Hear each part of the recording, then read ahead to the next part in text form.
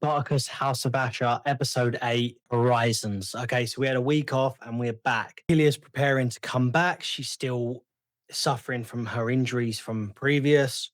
Kilia's preparing to come back. She's slowly getting better, but that hand wound is not healing properly. Medical care in 73 BC was probably not the best, I would imagine.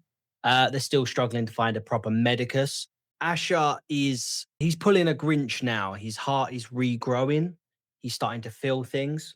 Although I do wonder, I know we're meant to feel for this version of Ashur. He's learning to love again. He's learning to have a heart, to be more compassionate. He is still the scheming little rascal that we love, but he's slowly becoming a better man, as good as you can be in this time period with the position that he has. But I do wonder, because of all of this and how the timeline's changed, he's still definitely committed assault, right? If I'm in this time period, he definitely still did that horrific act. Are we forgetting that? Is that still a thing? Did that not happen? I not 100% too sure. Filia has a little scuffle with Tarkon, which puts her out of the fight. She still can't beat this guy, no matter what. They fought a number of times, and she still cannot beat him. He is the rightful champion. And at this point, I love Achilea. I love the actress. I think she is fucking fantastic. Tarkon has proven himself over and over and over that he is the rightful champion. And I do really like in this world that we're very much established now that this Ludus, their champions, their roster doesn't compare to Batiatus's in any way. There's no Gannicus here. There's no Crixus. There's no Beast of Carthage. There's not even a Neus here. None of these guys stand up to the legends of old. And I do like that it differentiates itself from that way, that they can't just put on good fights and level up all the time, because they're not that good. And there's nothing wrong with that. Like, Batiatus had years and years of experience, built up these things. He had Onomaeus as his guy. And it's not to say that Chorus isn't, but he's not Onomaeus. He is a badass, straight up savagery we saw in the previous episode, but he's not that guy. I have some positives from this, and I have some worries and skepticism going forward. Okay, so and we do get that amazing moment from Ashur as the fights are happening and Tarkon's having his battle, and he's sort of Nick Taraby. His acting in this episode was fantastic, and he has this moment where he's trying to open up and he's trying to explain. He knows that as much as she feels for him because of his position, it will never be accepted.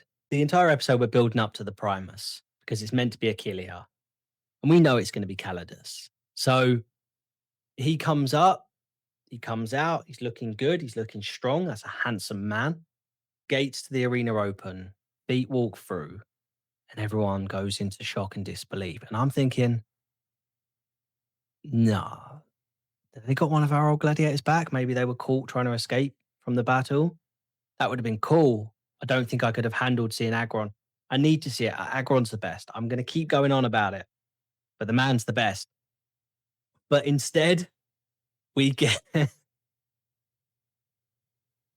we get the Disney reboot of Theocles, and now I'm taking the mick.